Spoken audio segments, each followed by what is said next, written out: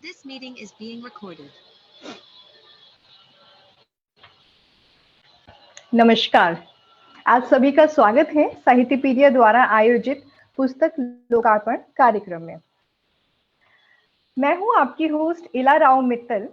आज के कार्यक्रम में आप सभी का स्वागत करती हूं, साथ ही कार्यक्रम में शामिल होने के लिए तहे दिल से आप सभी का आभार व्यक्त करती हूं। आज हम पुस्तक भजन वारिद का लोकार्पण करेंगे, जिसके लेखक श्री अंकित शर्मा ईशुप्रिया हैं। आज इस कार्यक्रम की शोभा बढ़ाने के लिए साहित्यपीडिया के दोनों संस्थापक डॉक्टर अर्चना गुप्ता एवं श्री अभिनीत मित्तल हमारे साथ उपस्थित हैं। मैं इस समारोह की शुरुआत हमारी मंच साहित्यपीडिया के संक्षिप्त परिचय के साथ करती हूँ। साहित्यपीडिया एक ऐसा मंच है जो खास तौर से लेखकों के लिए बनाया गया है, जहां आप अपनी रचनाएं किसी भी रूप में प्रकाशित कर सकते हैं और दुनिया भर के पाठकों तक पहुंचा सकते हैं। यह हर आयु वर्ग के लेखकों एवं पाठकों के लिए है। समय समय पर विभिन्न कार्यक्रमों, प्रतियोगिताओं इत्यादि के आयोजन के द्वारा रचनाकारों के प्रोत्साहन के लिए साहित्यपीडिया हमेशा प्रयासरत रहता है। पुस्तक प्रकाशन में भी साहित्यपीडिया उच्च गुणवत्ता की पुस्तकों का प्रकाशन कर रहा है और पूरे विश्व में उन पुस्तकों को उपलब्ध करवा रहा है। अपनी उत्कृष्ट सेवाओं के द्वारा साहित्यपीडिया ने अपना एक अलग मुकाम बनाया है। हमारे बीच साहित्यपीडिया के संस्थापक डॉक्टर अर्चना गुप्ता और श्री अभिनीत मित्तल हैं, जो जल्द ही हमारे साथ कुछ शब्द साझा करेंगे।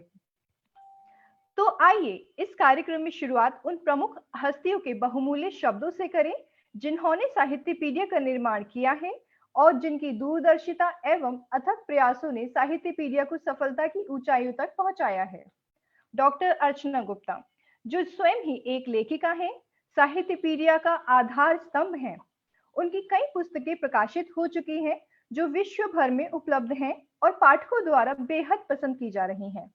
मैं सर्वप्रथम संस्थापक, लोकप्रिय लेखिका, शिक्षाविद माननीय डॉक्टर अर्चना गुप्ता जी को उनके बहुमूल्य शब्दों के लिए मंच पर आमंत्रित करना चाहूंगी। तो चलिए तालियों के साथ उनका स्वागत करते हैं। नमस्कार। आप सभी लोगों को नमन, वंदन, अभिनंदन। बहुत बहुत स्वागत करती हूँ मैं आप सभी लोगों का। साहित्य समाज का दर्पण है, साथ ही साहित्य से समाज को दिशा भी मिलती है और ये हमारा कर्तव्य है कि हम साहित्य को आगे बढ़ाने में जितना भी योगदान कर सकें वो करना चाहिए। और ये जो साहित्यपीडिया का जो ये प्लेटफॉर्म है, ये भी इसी इच्छा को रख के बनाया गया। हमारी इच्छा थी कि हम साहित्यकारों को एक ऐसा प्लेटफॉर्म दे सकें जहां पर वो लिख भी सकें, अपनी रचनाएं प्रकाशित भी कर सकें और उन्हें वहां पर एकत्रित भी कर सकें। और बहुत अच्छा लगता है ये देखकर कि आप सब लोगों का प्यार और सहयोग हमें मिला और हम इसमें निरंतर आगे प्रगति करते जा रहे हैं। और हमारी ये कोशिश रहेगी कि हम इसमें कुछ ना कुछ जितना भी अच्छा कर सकते हैं वो साहित्यकारों के लिए करें। और इसी दिशा में हम लोग अक्सर यहाँ पर प्रतियोगिताएं भी कराते रहते हैं, चाहे काव्य प्रतियोगिताएं हैं या कहानी प्रतियोगिताएं हैं। उसके पीछे भी हमारा उद्देश्य यही रहता है कि हम प्रोत्साहित कर सके लेखन के प्रति। तो बहुत मैं आप लोगों को का आभार व्यक्त करती हूँ कि आप लोगों का इतना स्नेह, इतना सहयोग हमें मिलता है। अंकित शर्मा ईशुप्रिय जी की पुस्तक का लोकार्पण है। ईशुप्रिय को मैं काफी समय से इनको जानती हूँ और आपका लेखन भी से प्रभावित भी हूँ। बहुत अच्छा लिखते हैं, साथ में परिपक्वता है, छोटी उम्र है लेकिन लेखन में परिपक्वता है। मैं आपको बहुत बहुत शुभकामनाएं देती हूँ कि आप जो है ऐसे ही आगे बढ़ते रहें, साहित्य की सेवा में संलग्न रहें और अपना नाम भी ऊंचा करें। मैं दोबारा आपसे मिलती हूँ। मैं पुनः माइक इला राव मित्तल जी को सौंपती हूँ कि वो इस प्रोग्राम को आगे बढ़ाएं। जी धन्यवाद। आपके सुंदर शब्दों के लिए आपका आभार व्यक्त करती हूँ, धन्यवाद करती हूँ। श्री अभिनीत मित्तल एक IIM alumnus, expert coder, tech enthusiast हैं, जिन्होंने साहित्यपीडिया का निर्माण किया है। तो अब मैं साहित्यपीडिया के दूसरे संस्थापक श्री अभिनीत मित्तल को आमंत्रित करना चाहती हूँ। आइए अभिनीत को उनके बहुमूल्य शब्दों के लिए स्वागत करते हैं। नमस्कार। सबसे पहले तो आप सभी का बहुत बहुत धन्यवाद कि आप सब इस कार्यक्रम में शामिल हुए। और साहित्यपीडिया में हमारा यही प्रयास रहता है कि जो हमारा प्लेटफॉर्म है उसमें हम उस प्लेटफॉर्म को हम और बेहतर बना सकें समय के साथ। जब ये प्लेटफॉर्म हमने स्टार्ट किया था तो अंकित शर्मा जी हमसे तब से जुड़े हुए हैं। तो इसलिए अंकित जी हमारे बहुत ही खास लेखक हैं, क्योंकि साहित्यपीडिया की शुरुआत से ही वो साहित्यपीडिया के साथ हैं और उनकी 2 पुस्तकें भी साहित्यपीडिया से प्रकाशित हुई हैं। आज मुझे बहुत खुशी है ये देखकर कि उनकी दूसरी पुस्तक भजन वारिद का हम आज यहाँ पे लोकार्पण करने वाले हैं। मैं अंकित जी को बहुत बहुत बधाई देता हूँ और मैं कामना करता हूँ कि वो ऐसे ही लिखते रहें, बहुत अच्छा लिखते रहें, लोगों को प्रेरणा देते रहें। और मुझे विश्वास है कि उनकी जो रचनाएं हैं, जो उनकी पुस्तकें हैं, वो पाठकों द्वारा बहुत ही ज्यादा पसंद की जाएंगी। तो अंकित जी, मैं आपको एक बार फिर से बहुत बहुत बधाई देता हूँ। बहुत बहुत धन्यवाद अभिनीत जी। तो आइए शुरू करते हैं पुस्तक लोकार्पण एवं कवि सम्मेलन कार्यक्रम। आज हम एक विशेष एवं अनमोल कृति भजन वारिद का लोकार्पण करने जा रहे हैं। इस पुस्तक के लेखक श्री अंकित शर्मा ईशुप्रिया हैं। तो मुझे आज इस समारोह में उनकी पुस्तक भजन वारिद का विमोचन करने के लिए आप सभी का स्वागत करते हुए बहुत प्रसन्नता हो रही है। तो आइए इस पुस्तक के लोकार्पण के लिए हम आज के अतिथियों का स्वागत करते हैं। मैं स्वागत करती हूँ यतेंद्र सिंह सिकरवार जी, जो कि मुरैना मध्य प्रदेश के निवासी हैं एवं एक हास्य कवि भी हैं। संजय शर्मा जी, जो कि मुरैना मध्य प्रदेश के निवासी हैं, एक वरिष्ठ गीतकार हैं एवं वित्त विभाग में ऑडिटर हैं। योगेश उपाध्याय जी, जो कि एक शिक्षक, स्वतंत्र पत्रकार एवं विचारक हैं। कुमार चिराग जी, जो कि एक युवा कवि हैं। संदीप शर्मा जी, जो कि एक साहित्य प्रेमी एवं विद्यार्थी हैं। और संतोष शर्मा जी। मैं आप सभी का सादर धन्यवाद करती हूँ और आपका स्वागत करती हूँ।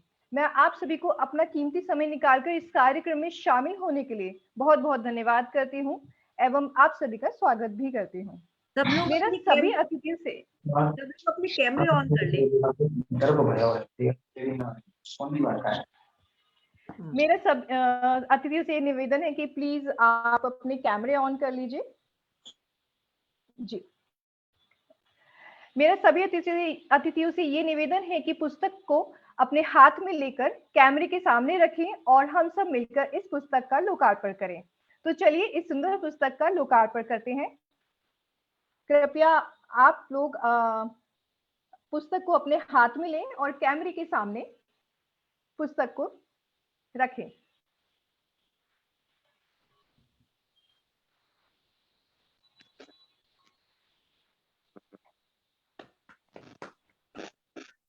सबसे निवेदन है कि आप अपने कैमरे ऑन कर लीजिए, वीडियो ऑन कर लीजिए और पुस्तक को कैमरे के सामने रखिए।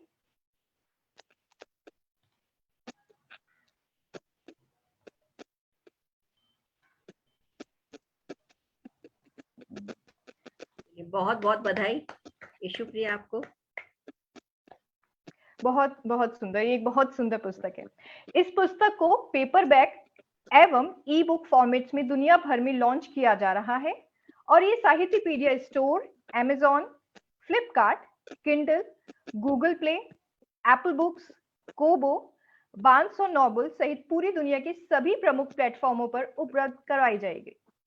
ये इंग्राम के वैश्विक वितरण नेटवर्क के माध्यम से दुनिया भर में 40,000 से अधिक पुस्तक स्टोर, पुस्तकालयों और ऑनलाइन रिटेलर्स के लिए भी उपलब्ध करवाई जा रही है। इस पुस्तक के लिए श्री अंकित शर्मा ईशुप्रिया को बहुत बहुत बधाई। पुस्तक के विमोचन के लिए हम सभी अतिथियों का धन्यवाद करते हैं। अब आप पुस्तक को कैमरे के सामने से हटा सकते हैं। जी, अब हम इस पुस्तक के बारे में 2 शब्द साझा करने के लिए सभी अतिथियों का एक एक करके स्वागत करेंगे। तो सबसे पहले मैं बुलाना चाहूंगी राजवीर सिंह भारती जी, आई थिंक वो अभी तक ज्वाइन नहीं कर सके हैं किसी कारणवश, तो उनके बाद मैं बुलाना चाहूंगी यतीन सिंह सिकरवार जी को, जो कि मुरैना मध्य प्रदेश के निवासी हैं एवं एक हास्य कवि हैं। मैं इनको स्वागत करती हूँ और निवेदन करती हूँ कि इस पुस्तक पर वे अपने विचार व्यक्त करें। यतीन सिंह सिकरवार जी। बहुत बहुत धन्यवाद इस कार्यक्रम में मुझे जोड़ने के लिए।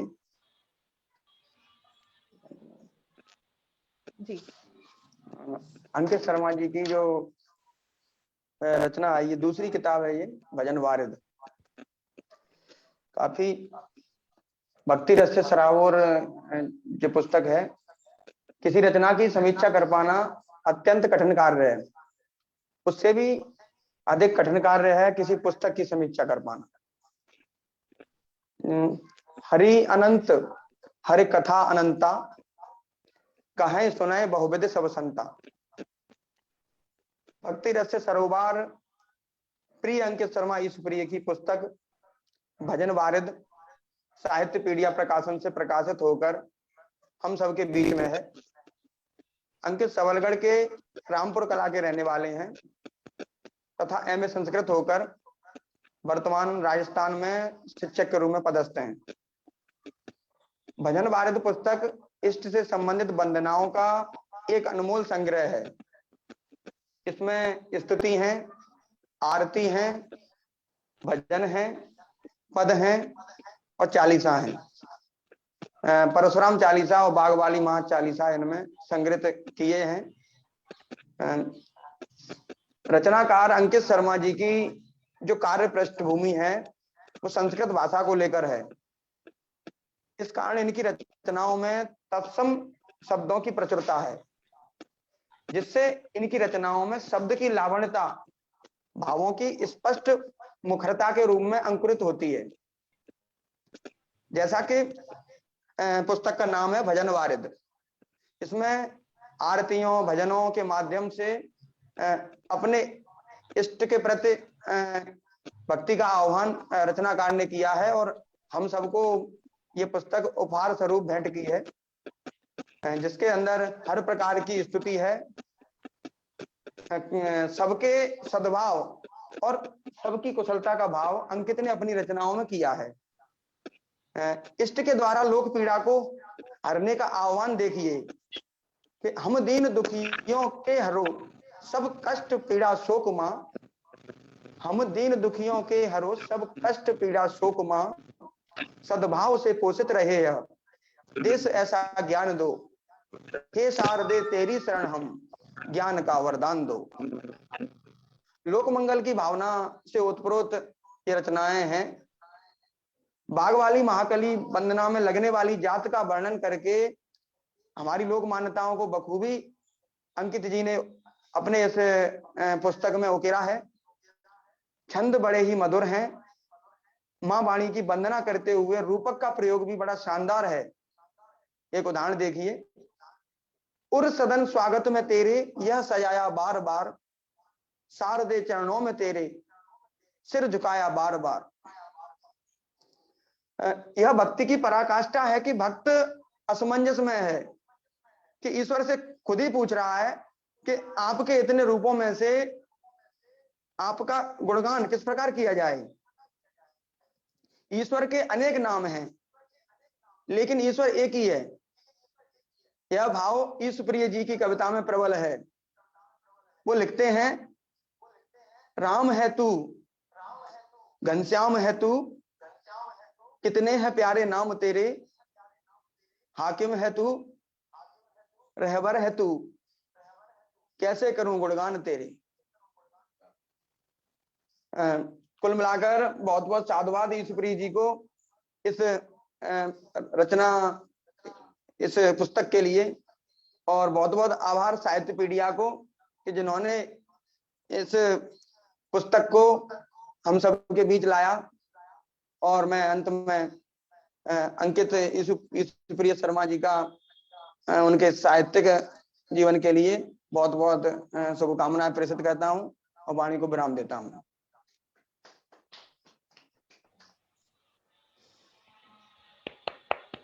धन्यवाद। आपके विचार और पुस्तक का संक्षिप्त परिचय साझा करने के लिए बहुत बहुत धन्यवाद यतीन जी।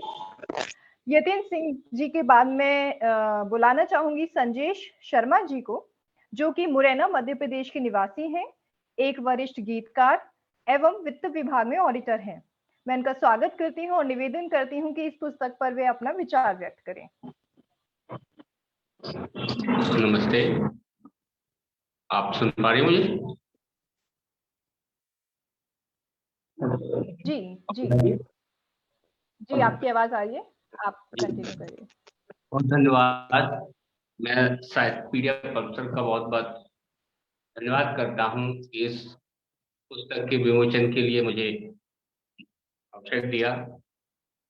जैसा कि आप सभी को विदित है कि श्री अंकित शर्मा ईश्वरी जी की यह भजन वारिद पुस्तक का विमोचन कार्यक्रम है। ईश्वरी मुरैना के एक युवा लेखक हैं, ये उनकी दूसरी पुस्तक है। आज की भौतिकवादी सोच जब चरम पे हो और किसी युवा लेखक द्वारा भक्ति रस से ओतप्रोत रचना संग्रह लिखा जाए, तो इसे उनके बुजुर्गों का पुण्य प्रभाव और उनका कोई पुण्य प्रारब्ध ही रहा होगा कि ऐसे दौर में भजन संग्रह लिखा जाए। और निश्चित तौर पे ये एक बहुत बड़ी बात है। जब मैंने पुस्तक को देखा तो मन बहुत प्रसन्न हुआ, क्योंकि किसी पुस्तक की समीक्षा करना अपने आप में एक बहुत ही जटिल कार्य है और इतने कम समय में समीक्षा, तो अपन इतना जल्दी तो कोई चीज संभव ही नहीं है। पुस्तक एक विस्तृत सोच का परिणाम होती है, एक कठिन कार्य है, एक लंबे समय तक आप एक आराधना करते हैं, तब एक पुस्तक निकल के आती है।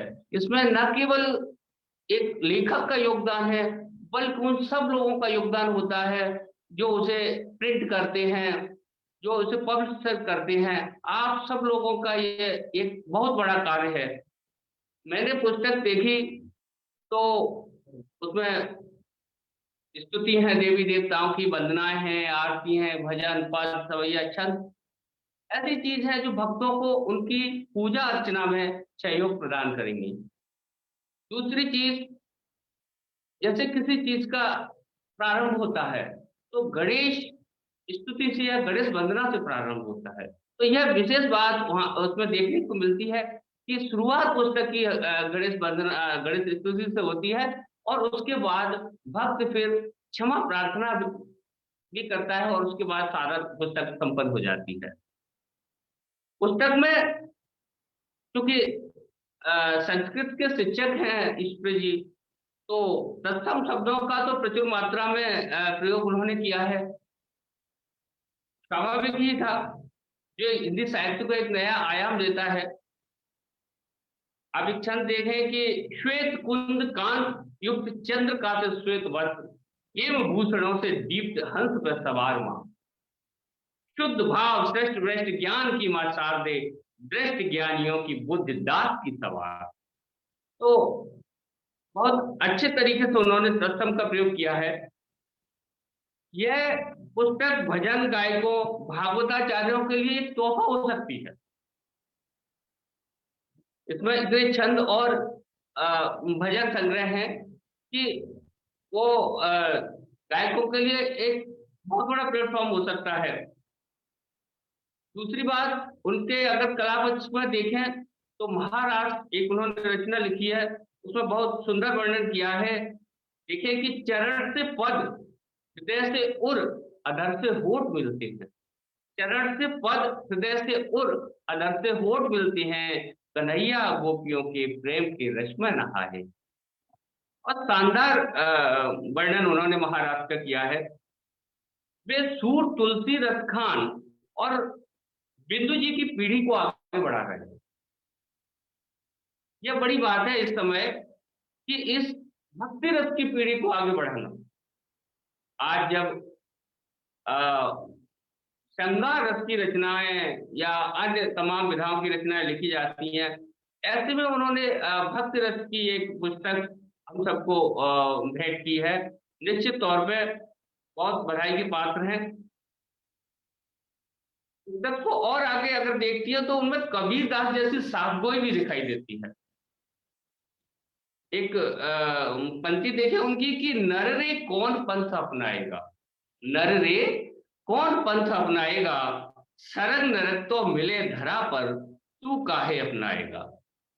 अलंकारिक भाषा का उन्होंने बखूबी प्रयोग किया है। देखिए कि निर्मोही से मोहन हो तो 4 दिवस जीती और रोवत रोवत दिवस ढले हैं अब री अखियां रीती। बहुत सुंदर वर्णन किया है उन्होंने। दूसरी आखिरी में अगर देखें उसमें तो भगवान परशुराम जो कि ब्राह्मण समाज के आराध्य देव हैं, और उसमें स्थानीय लोक देवी माँ बागवाली, उनके चालीसा भी उन्होंने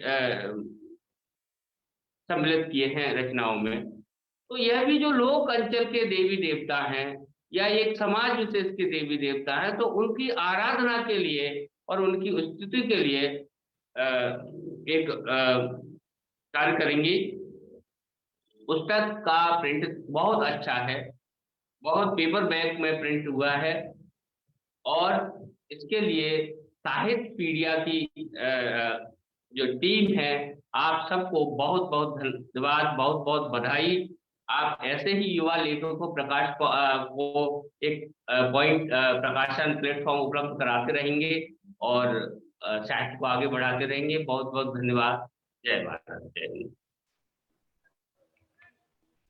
आपके विचारों के लिए धन्यवाद संजय शर्मा जी, बहुत बहुत धन्यवाद। संजय जी के बाद मैं बुलाना चाहूंगी योगेश उपाध्याय जी को, जो कि एक शिक्षक, स्वतंत्र पत्रकार एवं विचारक हैं। मैं इनका स्वागत करती हूं और निवेदन करती हूं कि इस पुस्तक पर वे अपना विचार व्यक्त करें। योगेश जी।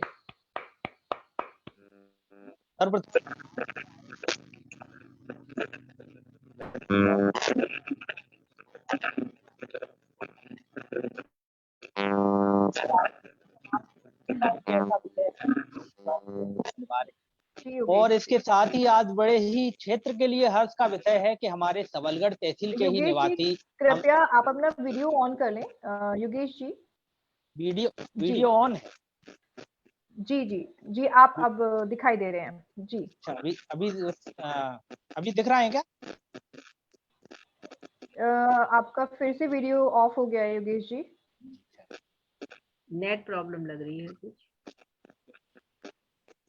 जी अब जी योगेश जी, आपने ऑन कर लिया है। सर्वप्रथम आज के हमारे आयोजक अंकित जी शर्मा ईश्वरी जी और साहित्यपीडिया पब्लिकेशंस की पूरी टीम, और आज साथ में जुड़े हुए सभी विद्वजनों को सादर जय श्री राम। संपूर्ण सबलगढ़ क्षेत्र के लिए बड़े ही हर्ष का विषय है कि हमारे ही क्षेत्र के रहने वाले अंकित जी ने पुस्तकों की रचना प्रारंभ की है, और इनकी ये पुस्तक यात्रा की दूसरा पड़ाव है, इनकी दूसरी पुस्तक। और ईश्वर से कामना है ये इसी प्रकार पुस्तकें लिखते रहें और क्षेत्र के देश के और विश्व के बड़े साहित्यकारों में आप शुमार हों, ऐसी मेरी प्रभु श्री राम जी से मंगल कामना है। पुस्तक के संबंध में आदरणीय संजय जी भाई साहब और श्री शेखरवार जी संपूर्ण रूप से प्रकाश डाल चुके हैं, क्योंकि अंकित जी विद्वान हैं और इसके साथ साथ संस्कृत भाषा के अच्छे जानकार हैं, भागवताचार्य भी हैं। तो ये बात तो बिल्कुल तय है कि उनके साहित्य में संस्कृत तत्सम का समावेश होना स्वतः अपने आप ही तय है कि इस प्रकार का होना ही, क्योंकि उनकी पृष्ठभूमि इस प्रकार की है। लेकिन आज के दौर में जब हम देखते हैं कि साहित्य के नाम पे लुगदी साहित्य लोग लिख रहे हैं, और ऐसे समय में भजन रूपी साहित्य लिखना एक बड़ी उपलब्धि है, क्योंकि हम देख रहे हैं कि आज साहित्य के माध्यम से किस प्रकार आने वाली पीढ़ी को विकृत किया जाता है। साहित्य की समाज में भूमिका एक ऐसा विषय है जिस पर चिंतन अनिवार्य है। किसी देश का साहित्य इस देश का भविष्य तय करता है। हम लोग ये बात अच्छी तरह से समझते हैं कि अगर किसी देश को बर्बाद करना है, उसकी आने वाली पीढ़ी को बर्बाद करना है, तो उस देश के साहित्य को अगर खराब कर दिया जाए तो ये बात 100% सत्य है कि वहां की आने वाली पीढ़ी बर्बाद हो जाएगी। और जो लोग इस तथ्य को जानते थे उन्होंने ये किया भी। कुछ वामपंथी साहित्यकारों ने विदेशों में बैठ के भारत का साहित्य लिखा और उसी साहित्य को हमारे जो आने वाली पीढ़ी को दिया।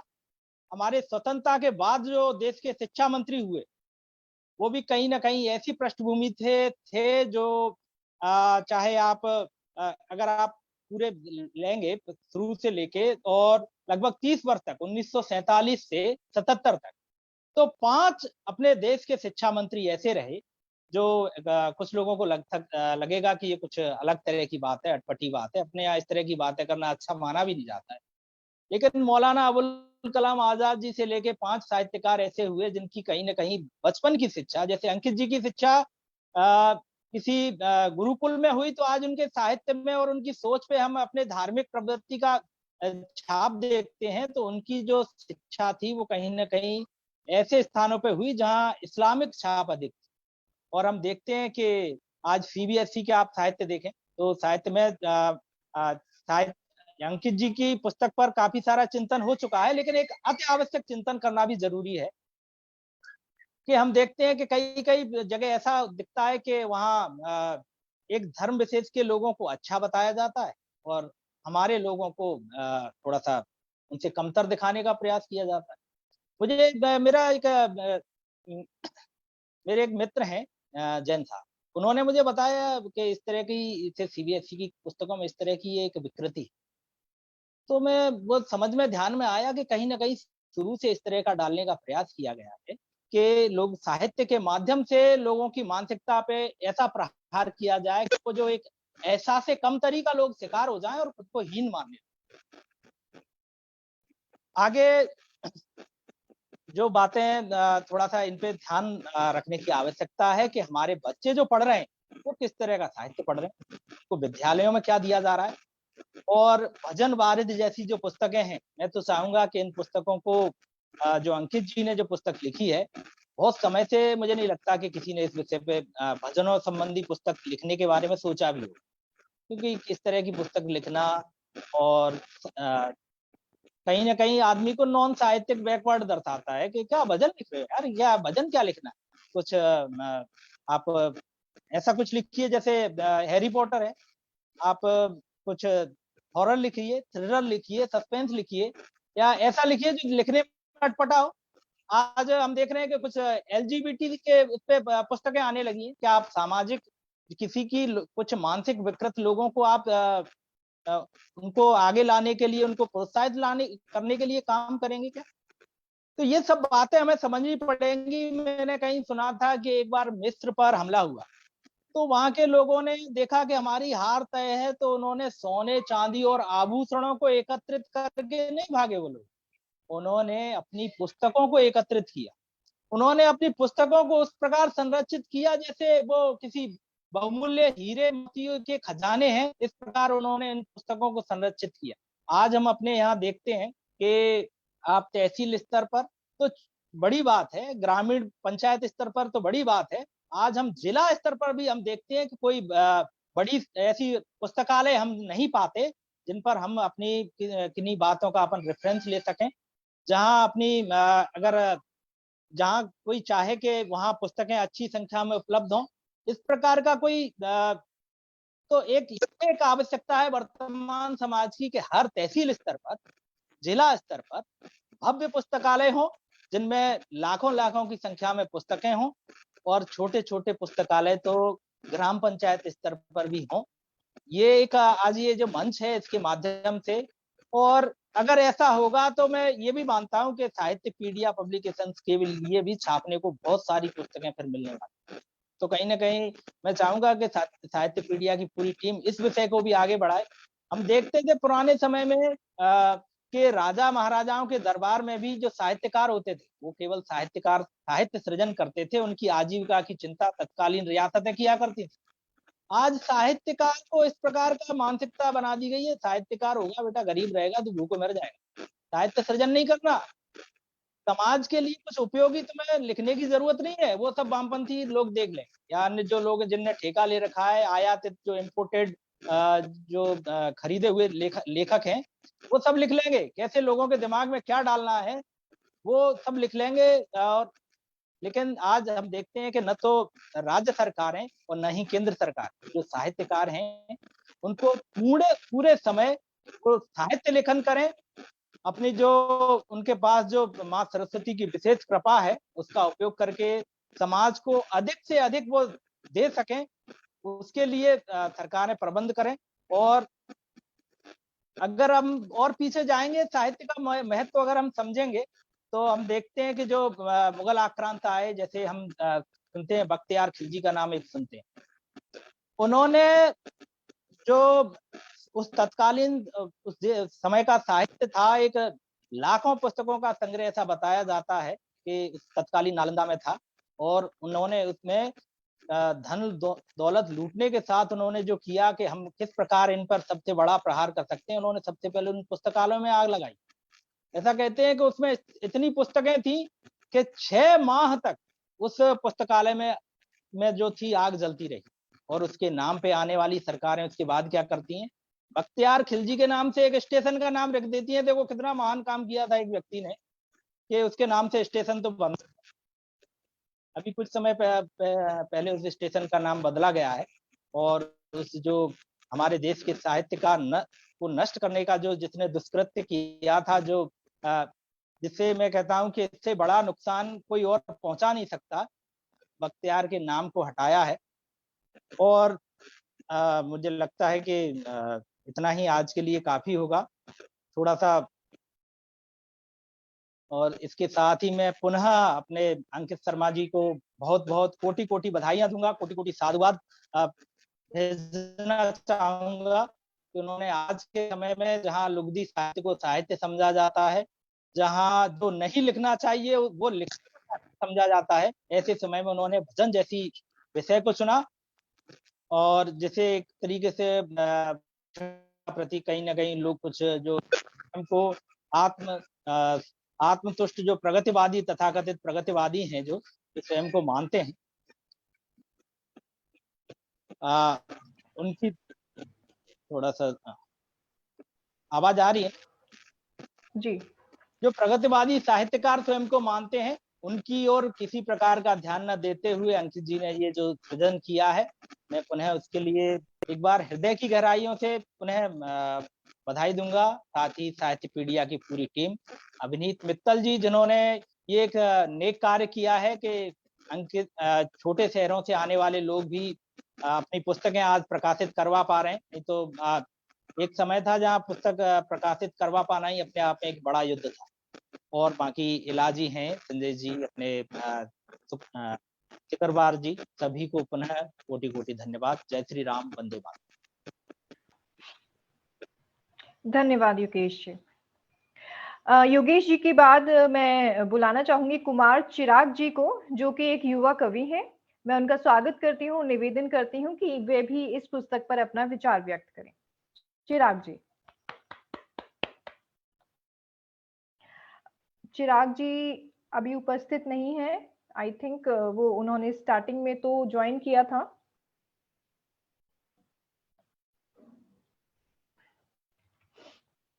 कुमार चिराग जी अभी नहीं है। अभी तो थे, अभी तो बिल्कुल हाँ जी, स्टार्टिंग में थे वो, अब हो सकता है नेट प्रॉब्लम की वजह से वो डिस्कनेक्ट हो गए। ठीक है जी। अब मैं बुलाना चाहूंगी संदीप शर्मा जी को, जो कि एक साहित्य प्रेमी एवं विद्यार्थी हैं।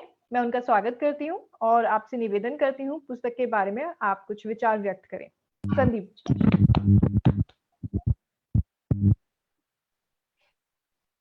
नमस्कार।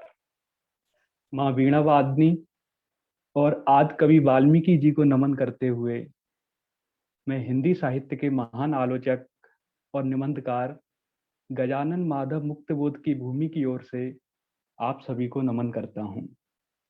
इस पुस्तक लोकार्पण समारोह में मुझे आमंत्रित करने के लिए मैम डॉक्टर अर्चना गुप्ता जी, डॉक्टर इला मित्तल जी, अभिनीत मित्तल जी, अंकित जी और संपूर्ण साहित्य पीढ़ी परिवार का बहुत बहुत धन्यवाद। सर्वप्रथम अंकित जी को उनकी दोनों पुस्तकें भजन वारिद और जो इससे पूर्व प्रकाशित हुई थी तरुणाई के तीर, दोनों के लिए हार्दिक बधाई और शुभकामनाएं।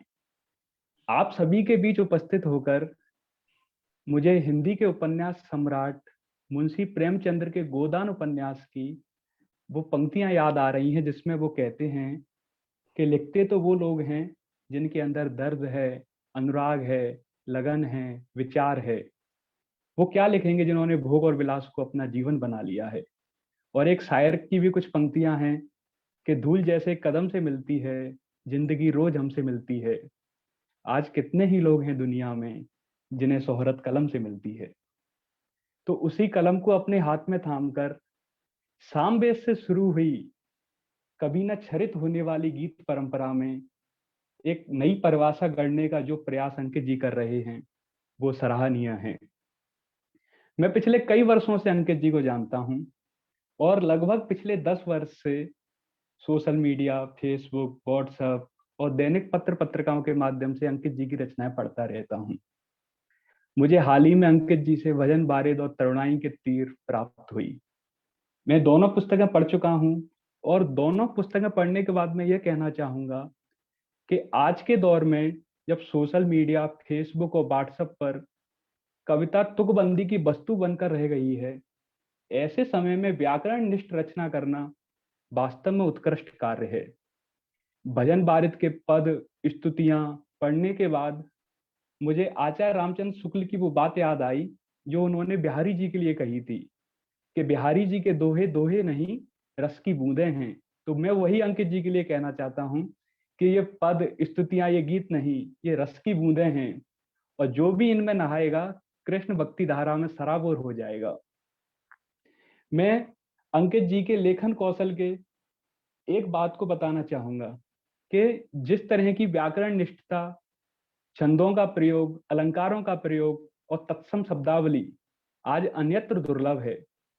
रटी रटाई शब्दावली, लोग कवियों के शेरों को, शायरी, कविता को 2-4 शब्द उधर उधर करके जिस तरह की रचना आज के दौर में हो रही है, ऐसे दौर में सारी आलोचनाओं से दूर हटकर मौलिक रचना करना वास्तव में एक प्रशंसनीय कार्य है। अंकित जी को मैं पिछले जब से जानता हूं तब से उनका राधा कृष्ण के प्रति एक अलग ही अनुराग है और इसके इतर भी एक कहानी है। अगर मैं ये कहना चाहूं कि अंकित जी की ये पुस्तक इनकी उन प्रेम पत्रिकाओं का संग्रह है जो एक नियत स्थान तक नहीं पहुंच पाई है। इसमें मुझे अनवर सयूर का एक शेर याद आ रहा है कि अपनी आशिकी का किस्सा बड़ा मुख्तसर है, खुदा तक आप पहुंचे हैं दिलवर बदल बदल कर। तो अंकित जी की जिस तरह मैं बताऊं आपको, जैसे अंकित जी की जो गीतें हैं, मनवा जगत मनावत हारो, कनुआ प्रीत बड़ी दुखदाई, सखा तो इन्ने को तरस ना आवे, और प्रिय अंक लाड़सी सौ सुख नाही, और मैं तो जोगन हो गई मेरी प्यारे। ये सब उसी कहानी की ओर इंगित करती है। मैं ये शुभकामना देता हूं अंकित जी को कि पत्र पत्रिकाएं तो नहीं पर यह पुस्तक उस स्थान तक पहुंच जाए जिसके को केंद्र में रखकर ये रचनाएं हुई हैं। मैं अंकित जी को उनके उज्जवल भविष्य से, उनकी दोनों पुस्तकें और सभी के लिए शुभकामनाएं देता हूं और ये कामना करता हूं कि वे अपने जीवन में नई नई ऊंचाइयां छुएं, नए कीर्तिमान स्थापित करें। और मैं संपूर्ण साहित्य पीडिया परिवार का धन्यवाद करते हुए गोपाल दास नीरज की उन पंक्तियों से अपनी बात को समाप्त करना चाहूंगा जिसमें वो कहते हैं कि आत्मा के सौंदर्य का शब्द रूप है काव्य, मानव होना भाग्य है, कवि होना सौभाग्य। एक बार पुनः संपूर्ण साहित्य पीडिया परिवार और अंकित जी का बहुत बहुत धन्यवाद। नमस्कार, जय श्री राधे। बहुत सुंदर संदीप शर्मा जी, आपके विचारों के लिए धन्यवाद। संदीप शर्मा जी के बाद मैं संतोष शर्मा जी को भी बुलाना चाहूंगी। संतोष जी भी शायद अभी उपस्थित नहीं है, किसी कारणवश वो भी डिस्कनेक्ट हो गए हैं। अंकित शर्मा ईशु प्रिया एक कवि है और रामपुर कलां, सबलगढ़, मुरैना के निवासी हैं। वर्तमान में वे राजस्थान में राजकीय शिक्षक हैं। अंकित शर्मा जी के इससे पहले भी तरुणाओं के तीर नामक एक पुस्तक प्रकाशित हो चुकी है, जो कि एक बहुत सुंदर काव्य संग्रह है। भजन वारित उनकी दूसरी पुस्तक है। इसके अलावा अंकित शर्मा जी की रचनाएं समय समय पर विभिन्न समाचार पत्रों एवं पत्रिकाओं में प्रकाशित होती रहती हैं। अब मैं इस पुस्तक के लेखक श्री अंकित शर्मा ईशुप्रिय को अपने विचार रखने के लिए आमंत्रित करती हूँ। तो आइए तालियों के साथ उनका स्वागत करते हैं।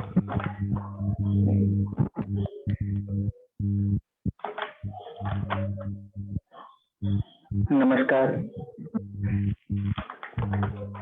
मैं माता बीणा पाणी को नमस्कार करते हुए अपनी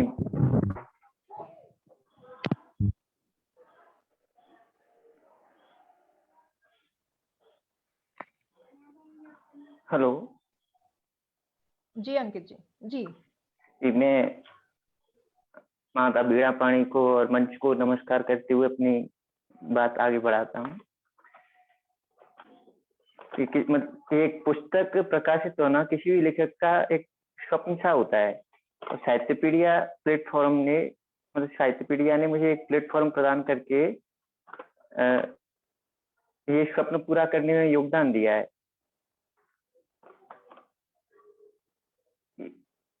ये शब्दकोश तो मुझे मेरे पिताजी और दादाजी से प्राप्त हुआ है। उन्होंने इस दिशा में, भक्ति की दिशा में मुझे जोड़ा है। लेकिन तो भक्ति केवल कर्मकांड बन के रह जाती है। तो भाव का उदय कहाँ से होता है?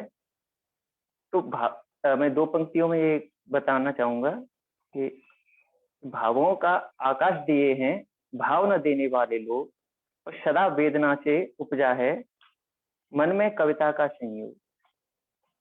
जैसे कि भगवान आदि कवि वाल्मीकि जी के श्लोक के उनके मुख्य जो श्लोक निकला, उसमें भी क्रौंच की वेदना को उन्होंने अनुभव किया था। यद क्रौंच मिथुनादेकम अवधि करके जो श्लोक था,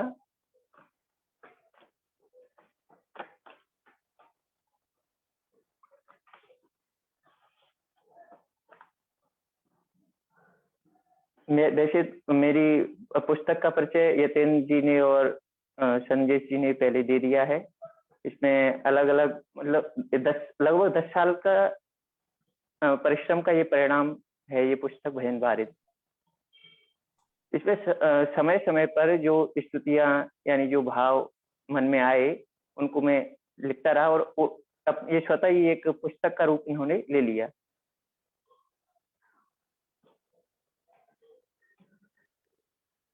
इनमें से मैं कुछ सवैये जैसे प्रस्तुत करता हूँ कि मानव दानव देव मुनि जिन ध्यावत शोर ध्यावत राधा, प्राण प्रिया मनमोहन की ही कृष्ण के नित्य समावत राधा।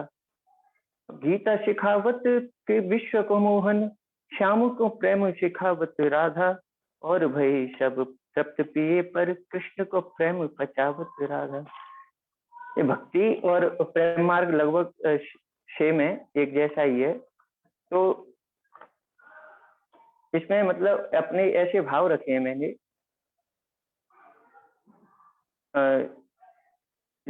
श्री कृष्ण और राधा के प्रति।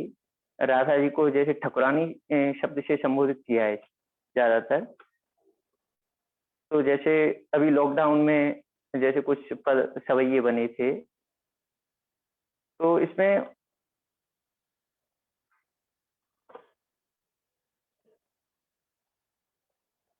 प्रेम के मार्ग में एक ये संशय बना रहता है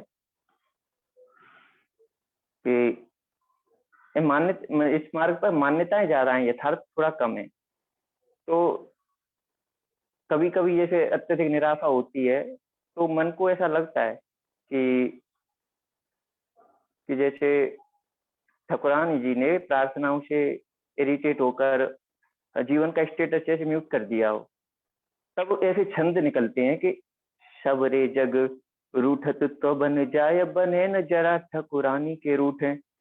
निकषे नहीं प्राण भई शबरी गति आफ तिहार छुटायन छूटे कितने जग में तब चाह करें लली नेह की नेक इते धरी फूटे यह आस लगा मन भीरु भयो अति सांच की डोर कभी झट छूटे।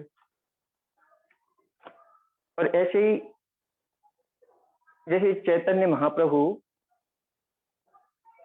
मतलब ये इस प्रार्थना करते हैं कि नयनम गरदश्रु धारया बदनम गदगद रुध्या गिरा, यानी कि प्रेम में एक तरह से भक्ति में एक समर्पण की चरम की जो सीमा होती है, तो तब ये छंद निकलते हैं कि अश्रु झरे दिन बहुत भय मन मोहन छेड़ के मोहे रोआओ। मतलब जो भक्ति या जो प्रेमी है वो ऐसे ही उटपटांग याचनाएं उटपटांग प्रार्थनाएं भगवान से करते हैं कि अश्रु झरे दिन बहुत भय मन मोहन छेड़ के मोहे रोआओ रोम खड़े न भय कब ते पुल कात मेरे ही कोहुल शाओ आप छुपे कित जाए दयानिधि ठाठ न को हमें दिखलाओ पाँव पखारे दऊं द्रग धारुषो पावन ने को हमें लिपटाओ। तो इस प्रकार से ऐसे समय समय पर जो भाव आते रहे हैं उन भावों का धीरे धीरे करके ये संग्रह बन गया है, ये अलग अलग रूपों में, जो जैसे कि स्तुतियां हैं, आरतियां हैं और पद शैली है जिन पे भक्ति काल के कवियों की ज्यादा छाप है, क्योंकि मेरे पास पिताजी ने ज्यादातर भक्ति के साहित्य का संग्रह करके दिया, जिससे इस प्रेरणा ये मिली है। और इसे प्रकाशित करने के वैसे मैं शुरू से ही लगभग 2016 से मैं डॉक्टर अर्चना गुप्ता जी से जुड़ा हुआ था। मैं जब ऊट पटांग लिखता था, वैसे ही जब मुझे मापनी छंद का ज्ञान नहीं था, तो एक फेसबुक पे हुआ करता था, वो एक ग्रुप था अधूरा मुक्तक, जिसमें वीर पटेल जी थे और डॉक्टर अर्चना गुप्ता जी थी। उन्होंने वहां से मुझे उठाया और मुझे उस ग्रुप में जोड़ा, जहाँ से उन्होंने मुझे फिर मापनी लिखना सिखाया था। मैं बस तब से ही इस साहित्यपीडिया से जुड़ा था। जब शुरू पे जब साहित्यपीडिया जब वेबसाइट बनी, तब केवल कविताएं पोस्ट करने का ऑप्शन होता था। अब आज तो इतना बड़ा प्लेटफॉर्म हो चुका है कि पूरे विश्व भर में पुस्तकें वितरित कर रहा है। तो मैं साहित्यपीडिया का भी बहुत बहुत आभार व्यक्त करता हूँ, और अपने गुरुजनों का और अपने इष्ट का, अपनी ठाकुरानी श्री राधा रानी का, सबका मैं आभार और प्रणाम करते हुए अपनी बात समाप्त करता हूँ। बहुत सुंदर।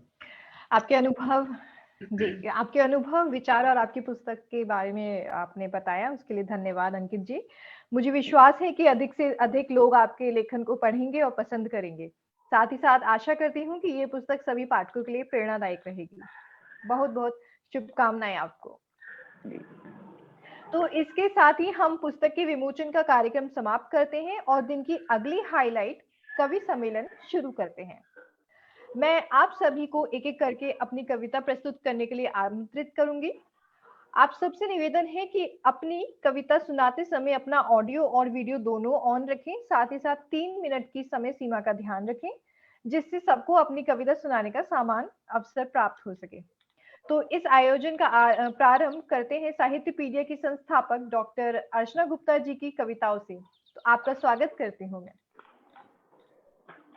शुक्रिया इला राव। अंकित, ईशुप्रिय, आपकी पुस्तक के बारे में मैंने और भी काफी बातें सुनी, बहुत अच्छा लगा। और आप ऐसे ही लिखते रहें, क्योंकि मुझे तब भी लगता था, तभी आप कोशिश में लगे रहते थे, तो मुझे लगता था कि नहीं, ये जो है भाव भूमि बहुत अच्छी है, उर्वरा है, तो ये आगे जाएगी और निश्चित तौर पे ये आगे जाएगी। चूंकि बसंत का मौसम है, तो एक बसंती गीतिका मैं आपके सामने रखती हूँ। रंग बसंती जब खिलते हैं, नैनों से सपने झरते हैं, खिलते हैं नैनों से सपने करते हैं। कूक रही कुंजन कोयलिया पानी पर आग भ्रमर करते हैं। कूक रही कुंजन कोयलिया पानी पर आग भ्रमर करते हैं।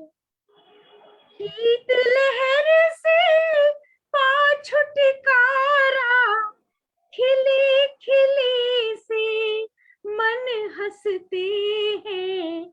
शीत लहर से पा छुटकारा खिले खिले से मन खिलते हैं।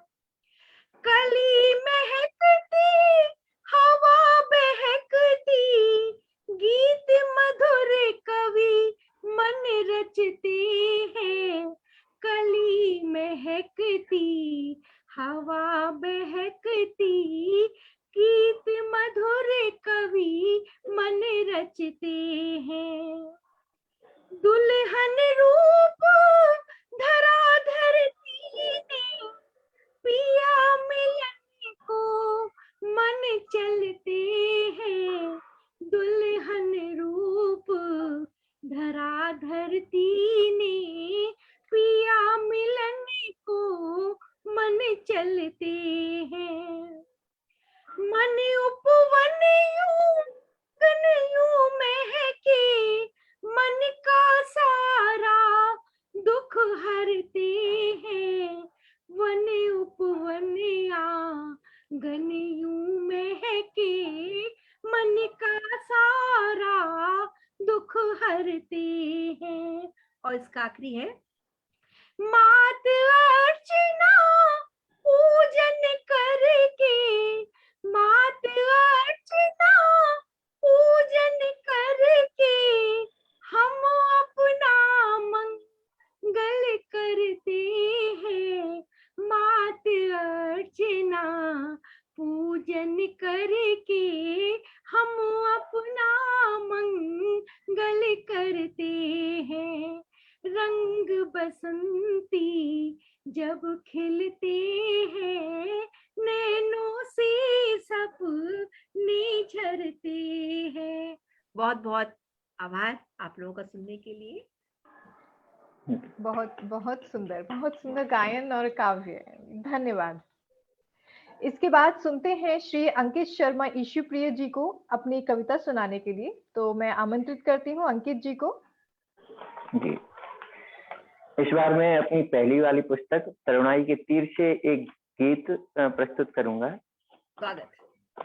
क्योंकि भजनवार क्षेत्र में कर चुका हूँ अभी।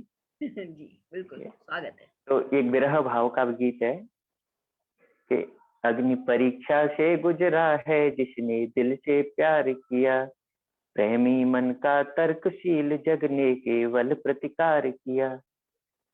दुर्लभ प्रेम अमीय जग में है, सबको नहीं मिला करता, किसी किसी के उपवन का पूरा सुमन खिला करता। अगर जगत में होता सबको सहज प्रेम को पा लेना, कहाँ कसौटी रह जाती फिर जग से कौन गिला करता। प्रेम न जाने इस दिल ने किन नियमों के अनुसार किया, प्रेमी मन का तर्कशील जग ने केवल प्रतिकार किया। अब जैसे कोई जब विदा होता है, कोई प्रिय व्यक्ति जब विदा होता है तो मन में क्या भाव आते हैं, बंद सुनिएगा कि जाते जाते मुड़कर देखा दिल पर ऐसी बीत गई, अंतर मन में बहने वाली एक नदी सी रीत गई। विहग प्रीति के प्यासे लौटे दो नैनों के तीरों से, प्रणय कामना रही अधूरी किंतु जुदाई जीत गई। भाग्य संग कुदरत ने मिलकर रूखा ही व्यवहार किया, प्रेमी मन का तर्कशील जग ने केवल प्रतिकार किया। अगला बंद है, एक चेहरे के पीछे मन शुद्ध बुद्ध अपनी खो बैठा, भनक न लगने पाई मन चुपचाप तुम्हारा हो बैठा। रात अकेली भरती आहें, नींद नयन से रूठ गई, करते करते याद तुम्हें दिल सिसकी ले रो बैठा, सांसों से लेकर प्राणों तक तुमने ही अधिकार किया, प्रेमी मन का तर्कशील जग ने केवल प्रतिकार किया। इसी के साथ में एक दो मुक्तक और पढ़ता हूँ, एक संयोग का और एक वियोग का। तो पहले मैं संयोग का पढ़ रहा हूँ। संयोग श्रृंगार में कि दो आंखों में छुपा रखी जाने कितनी मधुशालाएं, मादक मुख ने हर ली हो उन मादक सारी हालाएं, कितने फूलों का मधुरस कितने मधुमास चुराए हैं, मुझे योगी के हाथों से भी छूट रही हैं मालाएं। और एक वियोग का और सुने कि युग युगांतर से कथा बस एक दोहराई गई, प्रेम सरिता के तटों से प्यास लौटाई गई, भाग्य राधा के विधाता ने लिखा है चिरविरह, और कृष्ण के संग में सदा से रुक्मिणी ब्याही गई। बहुत बहुत धन्यवाद आप सभी का। अति सुंदर, बहुत सुंदर प्रस्तुति और बहुत ही सुंदर काव्य आपका। बहुत बहुत धन्यवाद अंकित जी। अब हम स्वागत करते हैं यतीन सिकरवार जी का कि वे आए और अपनी कविताएं सुनाएं। यतीन सिंह जी। बहुत बहुत धन्यवाद। अपनी कविताएं सुनाने से पहले मैं एक रचना है ईश्वरी जी की, इसी पुस्तक से भजन बारिश से, नाम तू चाहिए, मैं उसे सुनाना चाहूंगा। प्रेम का श्याम मुझको सितम चाहिए, सांवरे याद में आंख नम चाहिए, मैं सुखों को सहन कर नहीं पा रहा, नाम रटने को मुझे को भी गम चाहिए, नाम रटने को मुझे को भी गम चाहिए, मैं अकेले जिया जिंदगी को बहुत, साथ तेरा मिले ये कसम चाहिए, दिल तड़पता रहे मौत आए नहीं, पर तुझे चाहने और दम चाहिए, टीस दे दे मुझे तू गहन ही मगर, प्यार कम होना ऐसा करम चाहिए, मैं गिरूं फिर संभल कर उठूं खोज में, श्याम तेरी तरफ हर कदम चाहिए, ये जमाना मुझे रास आता नहीं, हम सफर रूप में तू सनम चाहिए, रस्म को मैं निभाता चलूं प्यार की, जिंदगी की वजह तू चरम चाहिए, कर रहा हूँ ईशु प्रिय यही प्रार्थना, छीन ले जग मगर प्यार सम चाहिए, प्रेम का श्याम मुझे को सितम चाहिए, सांवरे याद में आंख नम चाहिए। बहुत बहुत ही सुंदर। एक रचना यतीन जी हास्य व्यंग की अब मेरी है, सुनिएगा जी जी। हालांकि ईश्वरी जी की रचना के सामने अब ये फीकी रहेगी। नेताजी नाम है रचना का।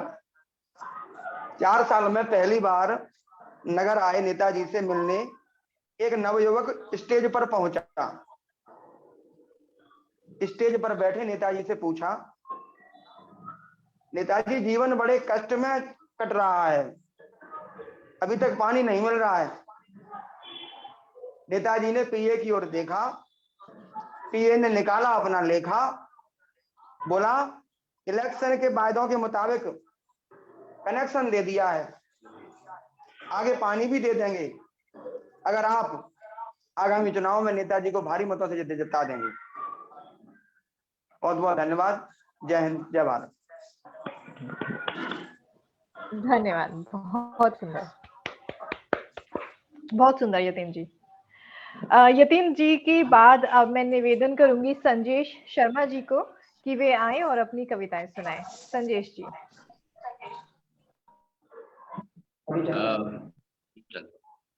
बिना किसी भूमिका के एक रचना पढ़ देता हूं मैं। ये गीत आप सबको समर्पित। मत फंसो मारीचियों के जाल में फिर, मत फंसो मारीचियों के जाल में फिर, स्वर्ण मृग सीता हरण के है सहायक, मत फंसो मारीचियों के जाल में फिर। बंद देखो। राम सब कुछ जानते हैं, स्वर्ण मृग है एक चलावा। राम सब कुछ जानते हैं, स्वर्ण मृग है एक चलावा। नीच सा कोई निशाचर कर रहा है बस दिखावा। राम सब कुछ जानते हैं, स्वर्ण मृग है एक छलावा। नीच सा कोई निशाचर कर रहा है बस दिखावा। किंतु फिर भी जान की ना जान पाई, लोभ ज्यादा आंसुओं का है प्रदायक, मत फंसो मारीचियों के जाल में फिर, स्वर्ण मृग सीता हरण के है सहायक। आगे देखें। युद्ध की बारीकियां हैं, आग को पानी कहेंगे। युद्ध की बारीकियां हैं, आग को पानी कहेंगे। द्वार गोरी हाथ जोड़े तो क्षमादानी कहेंगे। युद्ध की बारीकियां हैं, आग को पानी कहेंगे। द्वार गोरी हाथ जोड़े दो क्षमादानी कहेंगे। और पृथ्वी राज फिर होंगे पराजित, धर्म ज्यादा राष्ट्र को है मृत्युदायक, मत फंसो मारीचियों के जाल में फिर, स्वर्ण मृग सीता हरण के हैं सहायक। आखिरी बंद देखें इसका। भावना के भाव में जो बह गए वो क्या सिरेंगे। भावना के भाव में जो बह गए वो क्या सिरेंगे।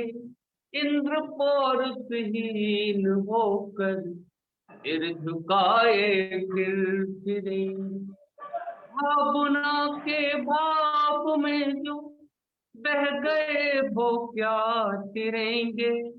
इंद्र पौरुषहीन होकर सिर झुकाए फिर फिरेंगे।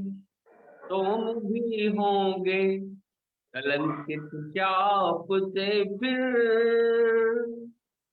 हम ज्यादा देह को है कष्टदायक, मत फंसो मारीचियों के जाल में फिर, स्वर्ण मृग सीता हरण के हैं सहायक, मत फंसो मारीचियों के जाल में फिर। बहुत बहुत धन्यवाद। बहुत सुंदर, बहुत ही खूबसूरत, बहुत सुंदर, बहुत सुंदर जी। संजय शर्मा जी के बाद अब मैं बुलाना चाहूंगी योगेश उपाध्याय जी को कि वे भी आए और अपनी कविताएं सुनाएं। योगेश जी।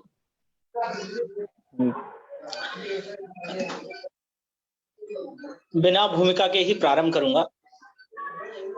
कविता का शीर्षक है ए मेरे गांव तू याद बहुत आता है।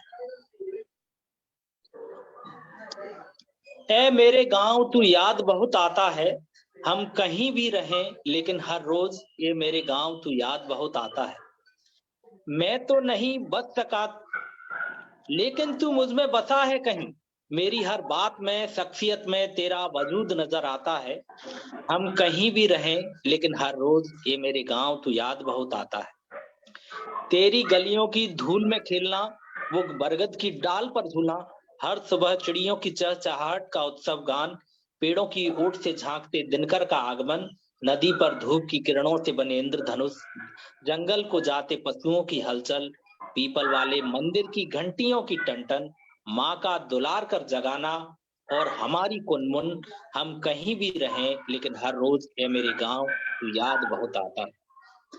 यहाँ नहीं है हर पल रंगीन कागज की जरूरत, मतलब कि हर चीज यह खुद ही बनाता है। आओ फिर लौट चले अपने गांव की ओर, ये अजनबी शहर मतलबी सा नजर आता है। हम कहीं भी रहें लेकिन ये मेरे गांव तू याद बहुत आता है। तिल बट्टा खल मूसली किसनी मोंगरी सूप से दादी का हर काम हो जाता है। नहीं जरूरत किसी कल पुर्जे की, फिर यहाँ कलयुग कहाँ नजर आता है, फिर यहाँ कलयुग कहाँ नजर आता है। हल्की फाल और मूठ छुदा तृप्ति और हर घर के पालन का ब्रह्मास्त्र बन जाता है। हम कहीं भी रहें लेकिन ये मेरे गांव तू याद बहुत आता है। गोधूल बेला में जंगल से लौटती गायों की घंटियों की आवाज सुन, अंदर बाड़े से जब सुबह से माँ का इंतजार करता बछड़ा रभाता है, वात्सल्य रस स्वयं धरा पर उतर आता है। ए मेरे गांव तू याद बहुत आता है। सितारों से जड़ी नीले आसमान की चादर, चांद जैसे झाड़ फानूस के बीच की रोशनी तले छत पर पड़ी चारपाई, पास के खेतों से आती मिट्टी से सुगंधित हवा, जैसे आत्मा तक चंदन घुल जाता है, जैसे आत्मा तक चंदन घुल जाता है।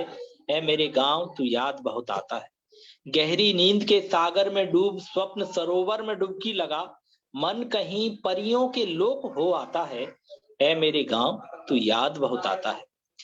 कभी कंचे कभी गिल्ली, कभी घेरा कभी बंगड़ी, कभी सितौलिए तो कभी लुका छिपी, हर खेल में थी सीख हर खेल में जीवन। दोस्तों के साथ गलियों में वो लकड़ी का बल्ला याद आता है। हम कहीं भी रहें लेकिन ये मेरे गांव तू याद बहुत आता है। अल सुबह गीतों के संग घूमती हाथ चक्की, पाटों के बीच से आटे के संग जीवन झर आता है। पनघट पे माँ बहनों के ठहाके एक के ऊपर एक रखे 3 कलश, हर कुंभ में अमृत जल नजर आता है। कांधे पे हल रखे खेत को जाते कक्का, जैसे हर समस्या से निपटने का यंत्र नजर आता है। चूल्हे से खांसी की आवाज के संग निकलता धुआं, भूख से जीतने का ओमकार मंत्र नजर आता है। हम कहीं भी रहें लेकिन हर रोज ये मेरे गांव तू याद बहुत आता है। नहीं है यहाँ वाहनों का शोर, न मशीनों की घड़घड़ाहट, नहीं घुटता यहाँ जहरीले धुएं से दम, न धूल का गुबार नजर आता है। यह है ईश्वर का घोषित शांति क्षेत्र, हर तरफ अकथनीय नूर नजर आता है। नहीं होता यहाँ थैली का दूध और जंक फूड, फिर भी हर इंसान तंदुरुस्त नजर आता है। अगर किसी के पास न होने वाला तो पूरे गांव उसका खिदमतगार नजर आता है। पैसे से नहीं यहाँ औकात तौली जाती, भलमन साहत ही पैमाना माना जाता है। हम कहीं भी रहें लेकिन ये मेरे गांव तू याद बहुत आता है। वो कंचों की खनक, वो घाटों का नहाना, कई घंटों तक घर से गायब रहने पर बनावटी गुस्से के साथ कभी डंडा लेके माँ का हमें ढूंढते हुए आना, बच्चों को भूतों की कहानियां सुना के डराना, साथियों संग जंगल के टीलों पे चले जाना, वो गांव के मेले में दंगल में भिड़ जाना, होली पर धूलों के गुलाल में नहाना, नीम की छांव के नीचे दोपहरी बिताना, किसी एक घर में खुशी या गम होने पर पूरे गांव का शामिल हो जाना, तो कभी आपस में छोटी छोटी बातों पे झगड़ जाना, बारिश में मिट्टी की सौंधी सुगंध वाली हवा से मन का महक जाना। जहाँ होता है नारी का सम्मान, वहाँ देवता बात करते हैं। मेरे गांव में हर बुजुर्ग और नारी का है सम्मान। यहाँ काशी और हरिद्वार के घाट बसते हैं। माँ बाप के चरणों में स्वर्ग है, ये यूं ही नहीं कहा जाता। हम कहीं भी रहें लेकिन ए मेरे गांव तू याद बहुत आता है। बातें यादें तो बहुत हैं मेरे गांव की, अंतिम पंक्तियां हैं। बातें यादें तो बहुत हैं मेरे गांव की, कभी फुर्सत में फिर से मिल बैठ के कहेंगे। सोते जागते तेरा अक्स मुझे नजर आता है। ए मेरे गांव तू मुझे याद बहुत आता है। ए मेरे गांव तू मुझे याद बहुत आता है। बहुत सुंदर योगेश जी, आपने गांव का बिल्कुल बहुत अच्छा, बहुत सुंदर चित्रण किया। बहुत अच्छी कविता। बहुत बहुत धन्यवाद। जी बिल्कुल योगेश जी, बहुत सुंदर आपने बताया गाँव के बारे में, बहुत सुंदर लगा। योगेश जी के बाद अब मैं बुलाना चाहूंगी संदीप शर्मा जी को कि वे आए और अपनी कविताएं सुनाएं। संदीप जी। नमस्कार। जिस तरीके का बेहतरीन संचालन इलाजी कर रही हैं उसके लिए उन्हें बहुत बहुत धन्यवाद। और डॉक्टर रचना गुप्ता जी, अंकित जी और अन्य कवियों ने जिस तरह का समा बांधा है, तो मेरे पास कुछ भी ऐसा नहीं है कि मैं उस समा को तोड़ सकूं। इसलिए मैं इब्ने अंसा की एक नज्म आपको सुनाना चाहता हूं। जरा आप देखिए कि हम घूम चुके बस्ती वन में, एक आस की फांस लिए मन में। कोई साजन हो, कोई प्यारा हो, कोई दीपक हो, कोई तारा हो। जब जीवन रात घनेरी हो, एक बार कहो तुम मेरी हो। एक बार कहो तुम मेरी हो। जब सावन बादल छाए हों, जब फागुन फूल खिलाए हों, जब चंदा रूप लुटाता हो, जब सूरज धूप नहाता हो, जब सामने बस्ती घेरी हो, एक बार कहो तुम मेरी हो। एक बार कहो तुम मेरी हो। हाँ दिल का दामन फैला है, क्यों गोरी का दिल मेला है। हम कब तक पीत के धोखे में, तुम कब तक दूर झरोके में। दीद से दिल की सैरी हो, एक बार कहो तुम मेरी हो। एक बार कहो तुम मेरी हो। क्या झगड़ा सूद खसारे का, ये काज नहीं बंजारे का। सब सोना रूपा ले जाए, सब दुनिया दुनिया ले जाए। एक बस एक तुम मुझे बहुत तेरी हो, एक बार कहो तुम मेरी हो। एक बार कहो तुम मेरी हो। बस मैं अपना एक शेर सुनाना चाहूंगा, जरा आप गौर फरमाइए कि ना पर्दा करो, ना पूछो खबर होश की। ना पर्दा करो, ना पूछो खबर होश की। बेनकाब चले आओ हम नशे में हैं। बहुत बहुत धन्यवाद। बहुत बहुत धन्यवाद। बहुत सुंदर। बहुत अच्छा, बहुत ही अच्छा। बहुत अच्छा संदीप जी, बहुत सुंदर आपने बताया ये काव्य। बहुत बहुत धन्यवाद आप सभी का। अभी मैंने देखा है कि पीसी सोनी जी जुड़े हैं हमारे साथ। पीसी सोनी जी, कृपया आप अपना सही नाम बता सकते हैं? अंकित जी, आप कुछ हेल्प कराएंगे? नहीं, मुझे जानकारी नहीं है शायद। चलिए कोई बात नहीं, फिर ठीक है। किसी के पास पहुंच गया होगा, हो सकता है। ठीक है। तो मैं सबका बहुत बहुत धन्यवाद करना चाहूंगी और आप सभी ने बहुत ही सुंदर काव्य पाठ किया है। तो हमें बहुत खुशी है कि इस कार्यक्रम में आप लोगों ने पूरी उत्साह के साथ प्रतिभागिता की और आपके सहयोग से ही हम ये कार्यक्रम बेहद ही व्यवस्थित और सुंदर ढंग से आयोजित करवा पाए। हमारा प्रयास है कि इस कार्यक्रमों का आयोजन हम भविष्य में भी करवाते रहें और इस मंच को और बेहतर बनाएं। तो इसी के साथ ही हम इस कार्यक्रम का समापन करते हैं और जल्द ही मिलते हैं अगले कार्यक्रम में। तो नमस्कार, आप सभी का बहुत बहुत धन्यवाद। नमस्कार। जी नमस्कार। जी नमस्कार। सबको मेरा नमस्कार। नमस्कार।